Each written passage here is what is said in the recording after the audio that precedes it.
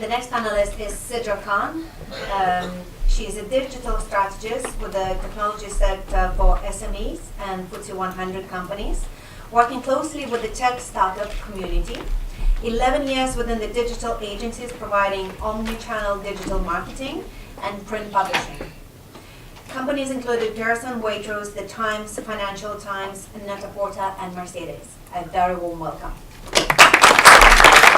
Sidra. She is a digital strategist for a few really big companies, among FTSE 100 and others.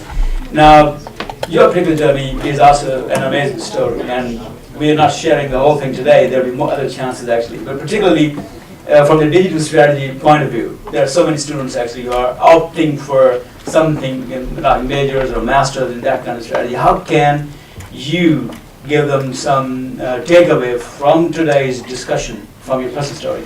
Great. Well, thank you firstly. Thank you for having me here today. So sorry Jemima Khan couldn't make it. I'm enlightened for her. So I guess just to give you a little nugget, my father actually was a politician, and from a very young age he used to take me to his meetings with him. My father was extraordinary at networking and building personal relationships, and that's something I've taken away over time. Now the way in which we interact these days, of course, is digitally. And I guess I'm just going to focus on that. My background is digital marketing. I've worked in agencies, and clients sort of come ahead to us with their client briefs, and we have to put together digital strategies and find the best channels for them. I know that you guys are students, and I know that you're from different societies, but how many of you are in your final year or your second years? Final years? Yeah, and anyone at University of Westminster? That was my old university. Okay, great. I'm actually speaking there on Wednesday, so hopefully I can connect with you guys as well. Dr. Yanis is doing an event.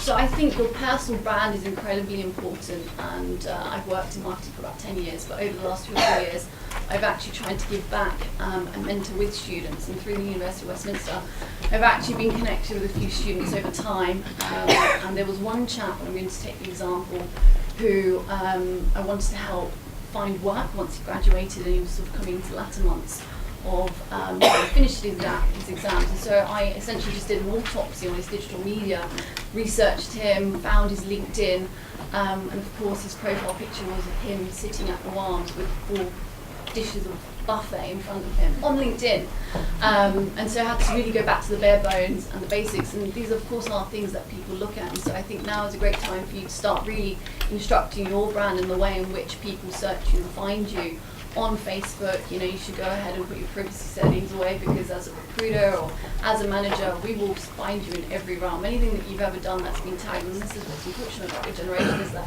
anything you've ever done, your old blogs, your Tumblrs, they'll find it and they'll find you. And I think it's really important to make sure you backtrack a little bit and try and delete things, because we'll find it. So how can we hide ourselves from you? How can you hide yourselves? Wow, the first thing, go home and start Googling yourself, that's the first thing.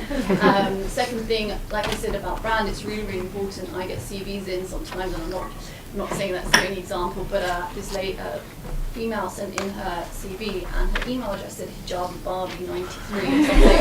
I really think you need to start taking yourself seriously in the way in which you depict yourself, get a professional email. It's something so small, but I see it all the time from graduate CVs.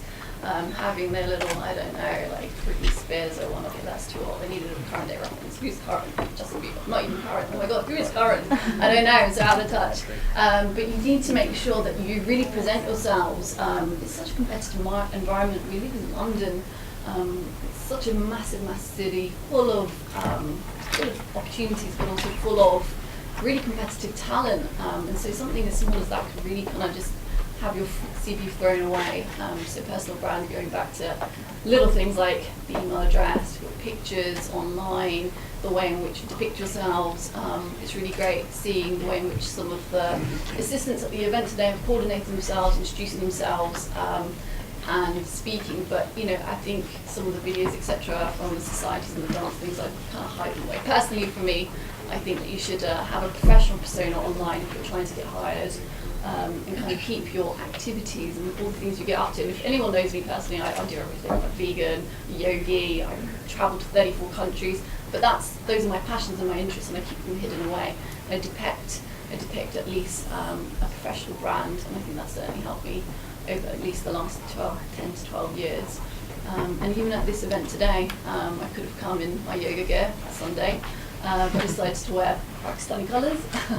And so I think it's important the way in which you engage and use these events, and it's certainly helped me in a stepping stone. Excellent, Sidra. Thank you so much. So I'm Aisha Mogal and I'm from Queen Mary University. My question is for Sidra Khan. So I just wanted to ask, how would you make your LinkedIn and social media profiles attractive to employers? Sure, great question. But just a quick one back to the student. What are you studying? What industry are you going into, so I can try and tailor it towards you? So I'm studying economics and politics and I'm in my final year. And what do you want to go into? So I want to go into a corporate firm or a bank, go into sales or corporate banking. Okay, great. Well, firstly, I think it's a great opportunity for all of you to connect with me on LinkedIn. I actually go to a lot of hackathons, so I work within technology, and I've been at hackathons and there have been 14-year-olds there who've got better LinkedIns than me, because their families and their parents have been essentially helping them put something together. I think the main key point is getting a good picture. I remember being at the University of Westminster where I studied, and coming in one day really suited and booted, and my friends were like, "Are you going to an interview?" I was like, "No, it's picture day. I'm getting ready to take pictures for my LinkedIn." Like I said before when I was speaking, your personal brand is really, really important. So picture, first thing someone sees, and people do gauge your personality from a picture. The next thing is, I think experience is necessary but not relevant. I've had friends who wanted to get into digital marketing, and being a student we all work in all kinds of retail realms, from Topshop to Bershka to Pepe's Pizza. I don't think all of that needs to be on your LinkedIn. And if you don't have experience, I'd say put your strong skills on there. So if you can use Photoshop or whatever it may be, or the volunteering you've done, just put it onto bullet points on your graduate LinkedIn, or at least put in the industry you want to go into if you've got zero experience. If not, you should all be trying to get in somewhere so you can try and get a little bit of experience on your LinkedIn.